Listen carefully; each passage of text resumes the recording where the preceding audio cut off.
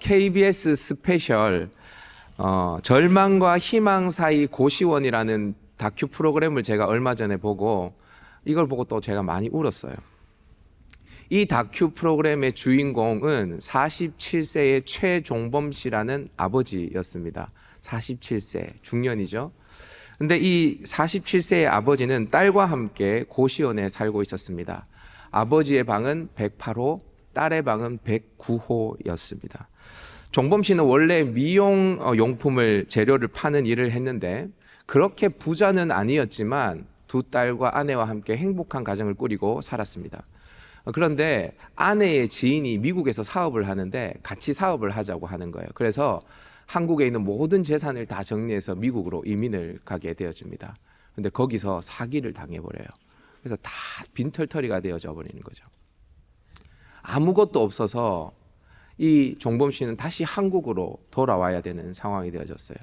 근데 비행기 값이 없는 거예요. 비행기 표 값이. 그래서 둘째 딸은 미국에 남겨두고 첫째 딸만 데리고 한국으로 돌아오게 되어집니다. 여러분 그거 있죠. 그 경제가 집안의 경제가 무너지면 부부 관계도 좋아요, 나빠져요? 나빠져요. 아마 다큐 프로그램에서 이야기하지 않는데 둘째 딸 미국에 놔두고 온 둘째 딸과 연락이 안 닿는다고 하는 거 보니까 아마 아내하고도 멀어지지 않았나 추측이 되어지더라고요. 근데 첫째 딸만 데리고 한국에 들어왔는데 한국에서 살 곳이 없는 거예요.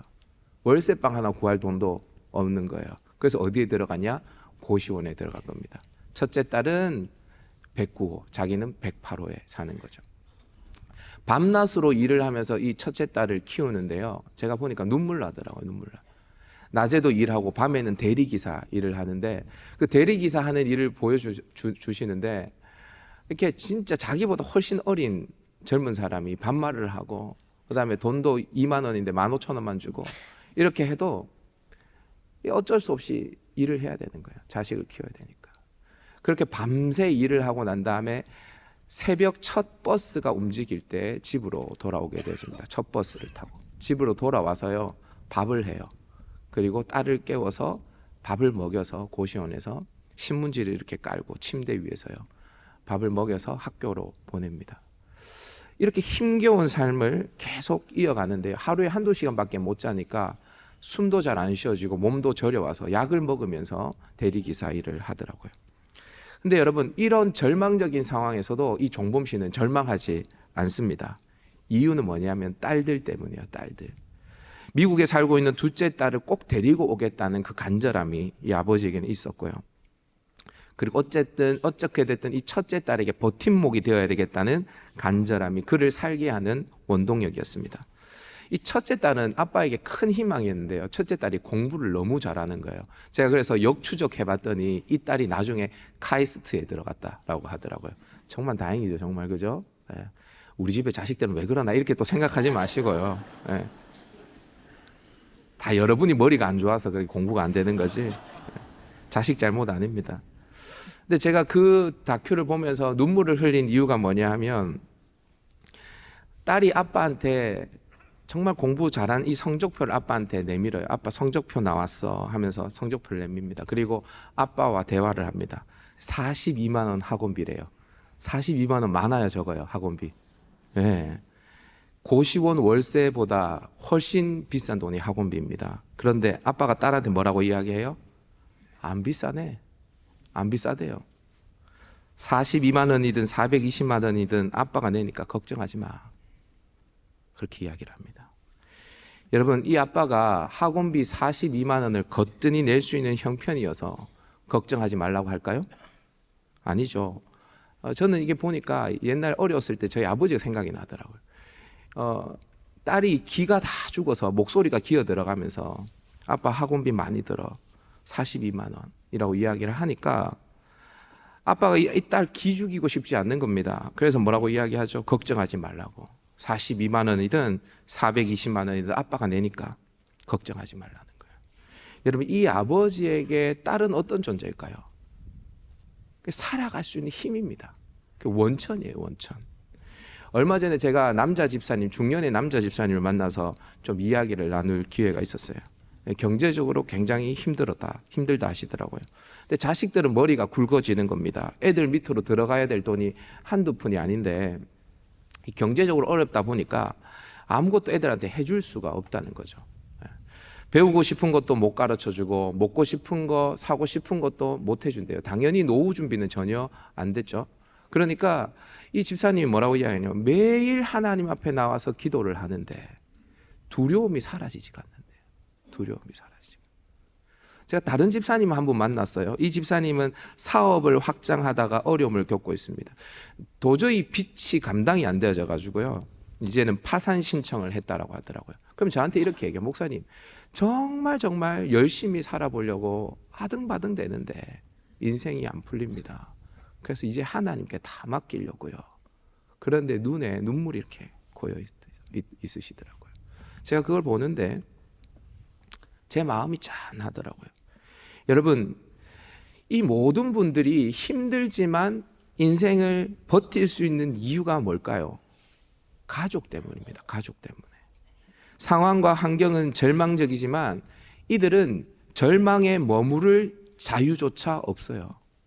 여러분, 옆에 남편들 앉아 계시죠? 또 아내 앉아 계시죠? 옆에 있는 그 남편이요, 절망스럽지만 절망에 앉아 있을 여유도 없어요. 그분에게는. 왜냐하면 가족들이 있으니까 멈출 수가 없어요. 계속 나아가야 돼요. 그렇지 않습니까? 그래서 여러분, 이들은 다 절망과 희망 사이에 그 고시원과 같은 곳에 살고 있어요. 여러분들의 삶은 좀 어떠십니까? 좀 살만하십니까?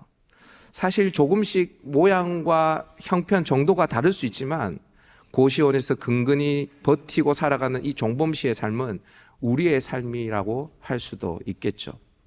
저 역시 앞이 보이지 않고 두려움이 막 찾아올 때가 있습니다. 여러분, 목사는 막 두려움이 없고 항상 막 평안이 넘치고 그럴 것 같은데 그렇지 않아요. 그럴 때마다 저는 제 딸을 부릅니다. 그리고 혜원아, 아빠 좀 꼭 안아줘. 그럽니다. 제가 제 딸을 딱 안고 있으면 실제로 그런 일이 일어났는데 제 차가운 마음이 따뜻해집니다. 그리고 이렇게 어깨가 축 처졌는데 딸을 안고 나면 어깨가 이렇게 힘이 쫙 올라가요. 여러분들은 어떠세요? 여러분들에게도 가족, 자식들이 그런 존재가 아닙니까? 물론 그 가족이라는 것조차도 무너질 위기에 처해서 지금 누구보다 힘든 시간을 보내는 분들도 이곳에는 계실 것입니다. 그런데 그런 분들도 어떻게든 가정을 지켜보기 위해서, 자식들에게 버팀목이 되기 위해서 지금 최선을 다해 버티고 또 버티고 계실 거라고 저는 확신합니다. 우리에게는요, 가족이 그만큼 소중하기 때문입니다. 그런데 오늘 이 소중한 가족에 대해서 오늘 성경에서는 아주 상반된 두 가지 말씀을 우리에게 전합니다. 먼저 우리 에베소서 5장 25절 말씀을 다 같이 한번 읽어보십시다. 5장 25절 시작. 남편들아, 아내 사랑하기를 그리스도께서 교회를 사랑하시고 그 교회를 위하여 자신을 주심같이 하라. 남편들아, 아내를 어떻게 하라고요? 사랑하래요. 사랑해요. 그리스도께서 교회를 위해 자신을 주신 것 같이 사랑하랍니다. 여러분, 5장에는 남편과 아내의 관계에 대해서 에베소서에서는 말하지만 6장에 가면 부모와 자식 간의 관계에 대해서도 이야기합니다. 가정은요, 서로 사랑하고 섬기면서 하나의 공동체, 한몸 공동체로 존재해야 하는 것이 가정이라고 성경은 분명히 이야기합니다. 그런데 이와 전혀 다른 이야기가 오늘 또 다른 본문에 등장합니다. 누가복음 14장 26절 시작. 무릇 내게 오는 자가 자기 부모와 처자와 형제와 자매와 더욱이 자기 목숨까지 미워하지 아니하면 능히 내 제자가 되지 못하고. 부모와 처자와 형제와 자매를 어떻게 해야 예수님의 제자가 될 수 있다고요? 미워하래요. 미워하래요. 가족을 미워하라는 거예요. 여러분, 가족을 사랑해야 합니까? 미워해야 합니까? 저를 한번 따라합시다. 사랑하고 미워해야 한다. 다시요. 사랑하고 미워해야 한다. 자, 그러면 먼저 왜 사랑해야 하는지부터 살펴보십시다. 저를 한번 따라해 볼까요? 가족은 연합의 모형이다. 연합의 모형이다. 이게 무슨 말인가? 여러분, 가족은 하나님과 우리가 연합되어져 있거든요. 교회와 그리스도가 연합되어져 있거든요. 한 몸이거든요. 그것처럼 가정은 하나님과 우리의 연합을 경험하는 모형, 그림자라는 것입니다. 특별히 남편과 아내의 관계는 연합 그 자체라고 할 수 있어요. 여러분, 이 연합이라는 게 얼마나 아름답고 신비로운지 모릅니다. 저는 이 연합을 신적인 아름다움이라고 표현합니다. 신적인 아름다움. 제가 왜 이렇게 주장하냐면 삼위일체 하나님의 존재 방식 자체가 연합입니다. 여러분, 성부 하나님 안에는 누가 있을까요? 성자와 성령이 있습니다. 성자 예수님 안에는요, 성부와 성령이 있습니다. 성령 하나님 안에는요, 성부 하나님과 성자 예수님이 계십니다. 그래서 그 성부, 성자, 성령은 일체, 연합 가운데 있습니다. 완전한 연합이죠. 완전한 연합.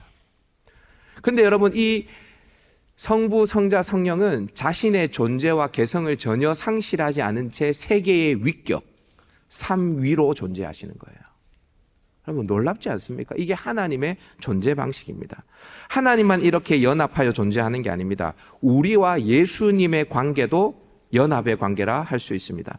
우리가 예수님을 믿는 순간 우리는 누구와 연합해요? 예수님과 연합하게 되어집니다. 아멘. 우리가 누구 안에? 예수님 안에. 우리 안에 누가? 예수님이 거하십니다. 할렐루야. 교회의 머리가 누가 되세요? 예수님이 되십니다. 예수님은 포도나무고 우리는요, 가지가 되어집니다. 여러분, 머리가 없는 몸이 존재할 수 있습니까? 없습니다. 포도나무에 붙어 있지 않는 가지가 열매를 맺을 수 있습니까? 없습니다. 근데 여러분, 이게 다가 아니에요.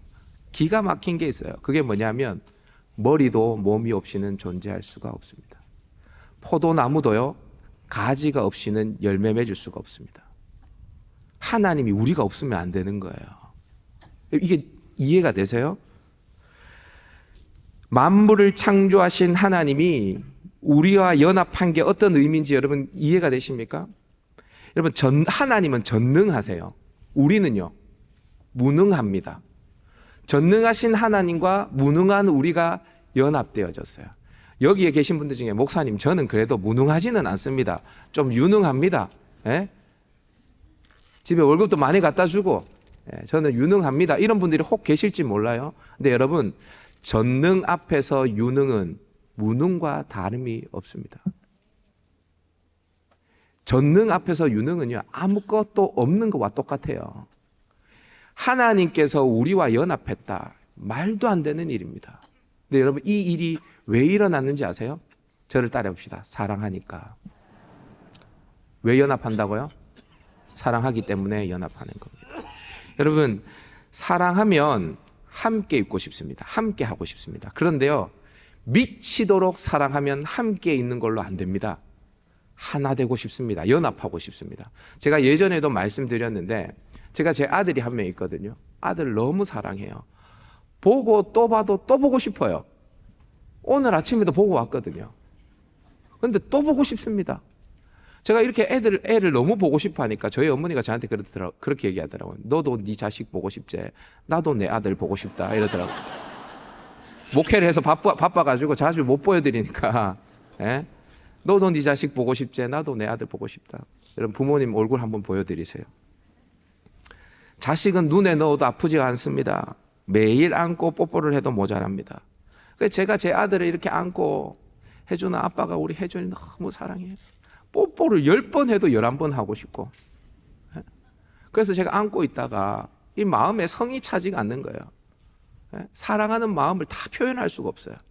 그래서 제가 제 아들한테 이렇게 얘기했다고 했죠. 혜준아, 아빠가 혜준이 이렇게 안고 있어도 성에 차지 않아서 아빠 가슴에 쏙 놓고 싶다. 진심이에요, 진심. 여러분, 그래서 하나님이 우리 안에 들어온 거예요. 임마누엘로 부족한 거예요. 함께 하시는 걸로 부족한 겁니다. 그래서 당신 안에 우리를 집어넣으신 겁니다. 우리 안에 당신이 들어와 버린 거예요. 이게 뭐냐면 교회예요. 이해되시나요? 너무 사랑해서. 근데 바울은 부부 관계 또 가정의 모습에 대해서 이야기를 하면서 바로 이런 연합을 이루어야 된다라고 우리에게 이야기를 하는 거예요. 너무 사랑하니까 하나가 되는 거예요. 에베소서 5장을 보면 아내들에게 먼저 이렇게 권면합니다. 남편들에게 어떻게 하라고요? 아내들이요, 남편에게 어떻게 하라고요? 복종해라. 절대 합시다. 복종해라. 네. 남편들이 아내를 어떻게 하라고요? 사랑해라. 남편들 따라해서 사랑해라. 지금 보니까 부부가 이렇게 나란히 앉아 있는 분들이 계시는 것 같은데, 남편이 아내한테 복종해라 하지 말고, 아내가 남편한테 사랑해래 이렇게 하지 말고, 좌우에 계신 분들이 이렇게 얘기했어요. 남편 아내에게 사랑하겠습니다. 아내는 남편에게 복종하겠습니다. 시작. 예, 빨리 하세요. 빨리 하세요. 네. 여러분, 왜 아내는 남편에게 복종하고 그리고 남편 아내를 사랑해야 됩니까? 남편이 아내의 머리됨이 그리스도께서 교회의 머리됨과 같기 때문입니다. 그러니까 부부 관계 이꼴 뭡니까? 그리스도와 교회의 관계라는 거예요. 네. 하나님과 우리의 연합이 그대로 재현되어야 할 곳이 어디냐면 가정이라는 거예요. 가정. 얼마 전에 아내와 아이들과 함께 식탁에서 밥을 먹는데 얼마나 행복하던지요. 제가 천국 같은 거예요, 이곳이. 그래서 제가 실제로 저는 말을 아끼지가 않습니다. 사랑하면 사랑한다고 얘기를 해야 되고, 아끼면 똥됩니다, 여러분. 사랑하면 사랑한다, 고마우면 고맙다 얘기해야 되고, 말을 아낄 필요가 없어요. 내일 내가 이 땅에 존재할지 존재하지 않을지 모르는데 굳이 아껴서 그 아무짝에 쓸 데가 없습니다. 뭐 경상도 남자 이런 거 다 필요 없습니다. 그냥 하고 싶은 말 하는 거예요. 너무 행복해요. 그래서 제가 아내와 애들을 바라보며, 야, 여기가 천국 같다. 아빠가 너무 행복하다. 그렇게 얘기를 했어요. 예, 여러분, 부러우면 지는 겁니다. 여러분들도 천국 같은 가정을 만들어 가셔야 돼요. 오해하지 마세요. 밥이 맛있어서 뭐 그런 것만은 아닙니다. 예, 저희 아내가 듣고 있기 때문에 밥도 맛있었어요. 아이들이 이렇게 보는데 첫째 딸이 밥 먹는 모습 보니까 꼭 제 모습이에요. 아들이 밥 먹는 모습 보니까 딱 자기 엄마예요. 근데 제가 예전에도 말씀드렸죠. 제 딸은 제 딸만 되는 게 아니라 제 아내 딸이기도 해요. 제 아들은요, 제 아내의 아들만 되는 게 아니라 제 아들이기도 해요. 그런 연합을 이루어낸 그 자식들을 바라보면서 자식들 입에 밥이 들어가는데 여기가 천국이다 싶더라고요. 너무 행복한 거예요. 네. 여러분, 옛날 어른들 이런 말 있잖아요. 자식 입에 밥 들어갈 때만큼 행복한 게 없다 그러잖아요. 너무 행복한 거예요. 너무. 여러분, 가정에서요, 부부 관계에서 하나님과의 연합을 느끼셔야 합니다. 이게 행복이구나. 예. 이렇게 연합이 아름답고 신비하구나. 이걸 느끼셔야 됩니다. 이 연합의 기쁨을 아는 사람은요, 남편에게 복종하는 게 그렇게 어렵지 않습니다. 아내를 사랑하는 것, 부모에게 순종하고 자녀를 노엽게 하지 않는 것이 그런 수고가 수고로 여겨지지 않습니다. 왜요? 수고보다 연합의 기쁨이 더 크거든요. 이 기쁨 때문에 넉넉히 이 수고를 감당할 수가 있는 거예요. 여러분, 옆에 있는 여러분들의 남편을 위해서, 아내를 위해서 구체적인 수고를 할 수 있기를 주님의 이름으로 축복합니다. 아멘. 부모는 자식은 부모를 위해서 구체적인 수고를 할 수 있기를 주님의 이름으로 축복합니다. 아멘. 디모데전서 5장 8절에서는 이런 말씀이 있어요. 누구든지 자기 친족, 특히 자기 가족을 돌보지 않으면 믿음을 배반한 자요, 불신자보다 더 악한 자니라. 아멘. 아멘이십니까? 그런데 오늘날 신자들 중에 부모를 나 몰라라 하고 아내의 고통과 남편의 외로움에 대해서 나 몰라라 하는 불신자보다 더 악한 자들이 얼마나 많은지 몰라요. 네. 여러분, 관심을 좀 가지십시오. 가족들에게. 부모님에게 전화 한 통을 하세요. 1년 가도 부모님에게 전화 한 통 안 하는 사람들 있죠. 부모님 사랑하는 거 아닙니다. 전화 한 통 하세요. 아내가 밥상을 차려주면 당신이 만들어준 밥이 최고야. 당신이 최고야. 고마워. 이야기를 하는 거 당연한 게 아니에요. 아내가 차려준 밥상이. 남편이 매일 출근합니까? 어깨 주물러주면서 오늘 하루도 수고해, 고마워. 해주세요. 남편이 일하러 가는 게 당연한 게 아닙니다. 얼마나 외로운지 아세요, 남편들이. 여러분, 이 모습들을 자녀들이 가정에서 보고 잘할 수 있도록 해줘야 되는 거예요. 그래서 연합이 이런 거구나 자식들이 느끼게 해줘야 되는 거예요. 여러분, 연합을 느끼면 뭐가 있는지 아세요? 평안과 기쁨이 있습니다. 뭐가 있다고요?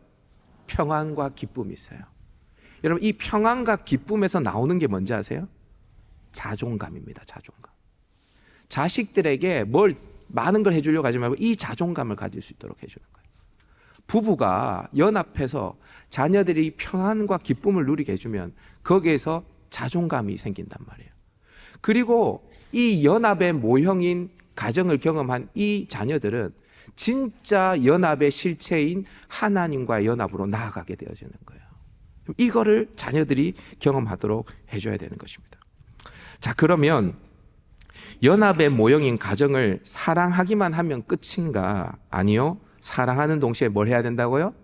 미워해야 합니다. 저를 한번 따라해 보도록 하십시다. 모형이 실체를 앞설 수 없다. 실체를 앞설 수 없다. 여러분, 지금까지 이야기는 우리는 가족을 그리스도와 교회의 연합을 보여주는 모형으로 알고 있어요. 그리고 비록 모형이지만 서로에 대한 수고를 통해서 연합의 아름다운 열매를 가정에서 누려야 한다라고 지금까지 들었습니다. 여러분, 일대지 기억하시죠? 정리가 되시죠? 근데 여러분, 이러한 수고를 하는 것이 쉬운 일은 아니에요. 그런데 여기까지는 우리의 이성으로 동의가 되어지고, 그리고 힘들지만 그래도 순종할 마음이 여러분들께 조금은 있을 거예요. 근데 지금부터 하는 이야기는 우리의 힘으로 되지 않고 성령께서 은혜를 주셔야만 되는 거예요. 자, 봐요. 바로 아들과 딸, 아내와 부모를 미워해야 한다는 이야기입니다. 오늘 본문을 다시 한번 읽어보도록 하십시다. 누가복음 14장 26절입니다. 다 같이 읽어봅니다. 시작. 무릇 내게 오는 자가 자기 부모와 처자와 형제와 자매와 더욱이 자기 목숨까지 미워하지 아니하면 능히 내 제자가 되지 못하고. 예수님은 부모와 처자와 형제와 자매를 미워하지 아니하면 능히 내 제자가 되지 못한다라고 말씀하십니다. 근데 여러분, 이 본문을 좀 더 자세히 이해하기 위해서는 병행 본문인 마태복음 10장 37절을 한번 읽어봐야 돼요. 우리 마태복음 10장 37절 읽어봅니다. 시작. 아버지나 어머니를 나보다 더 사랑하는 자는 내게 합당하지 아니하고 아들이나 딸을 나보다 더 사랑하는 자도 내게 합당하지 아니하며. 누가복음에서는 부모와 처자를 미워해야 된다라고 하지만 마태복음에서는 아버지와 어머니, 아들과 딸을 나보다 더 사랑하는 자는 합당하지 않다라고 이야기를 하고 있어요. 그러니까 미워해야 한다는 말은 뭘로 바꿀 수 있는 거예요? 하나님보다 더 사랑하면 안 된다로 바꿀 수 있겠죠. 여러분, 하나님은 우리가 가족을 사랑하기를 원하십니다. 가족을 위해 수고하는 것을 기뻐하십니다. 그러나 절대 잊지 말아야 할 것이 있습니다.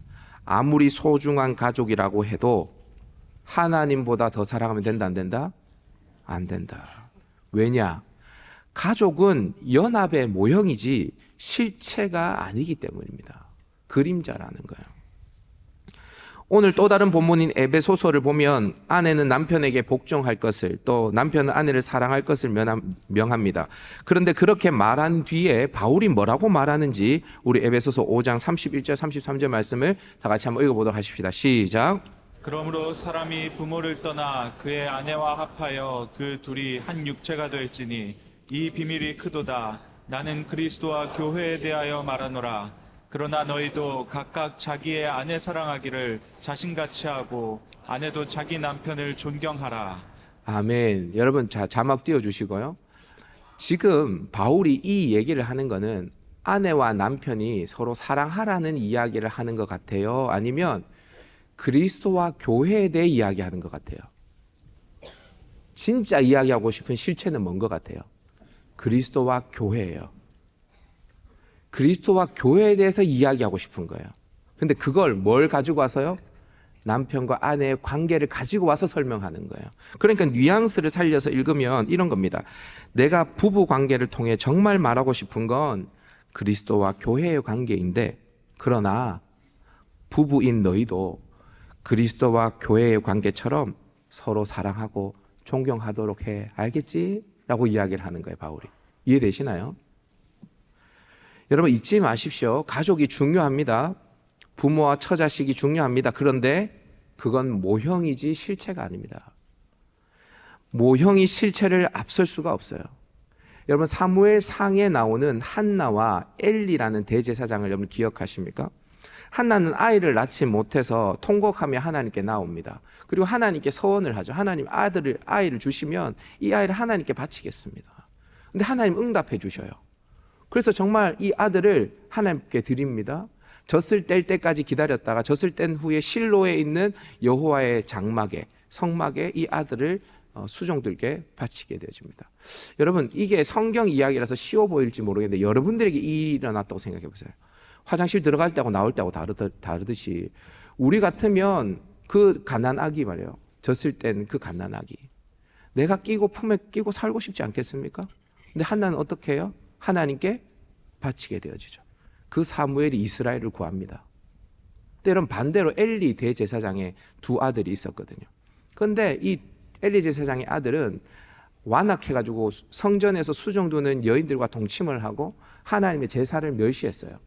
그런데 여러분 이 엘리 제사장이 아들을 책망하기는 하는데 온전히 책망하지 않습니다. 이렇게 책망합니다. 애들아, 너희들에 대한 소문이 좋지 않다.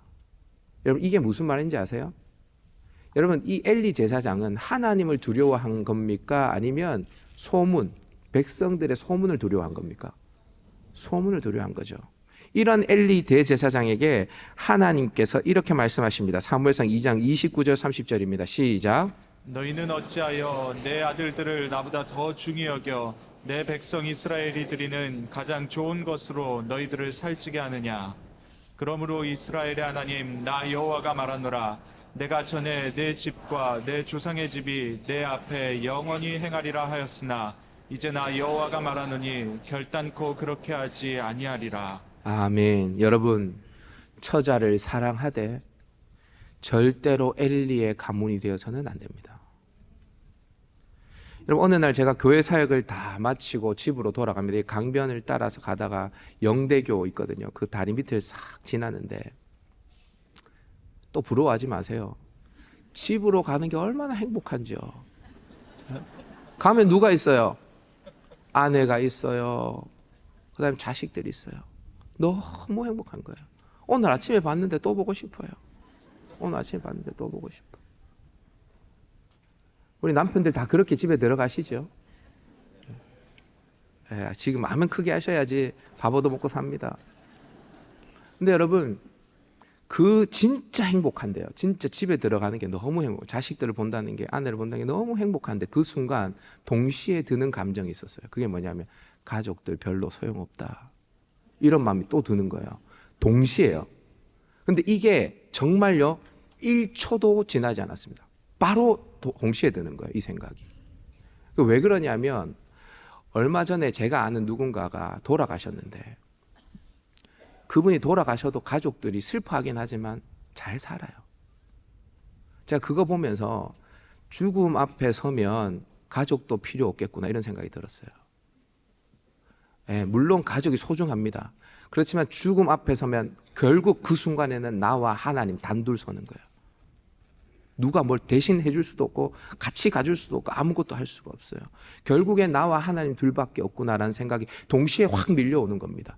그렇다고 해서 가족이 소중하지 않거나 가족이 보고 싶지 않거나 그러지 않았습니다. 더 뜨겁게 가족이 보고 싶었어요. 이 두 가지 감정이 동시에 드는 겁니다, 여러분. 그러면서 제 마음속에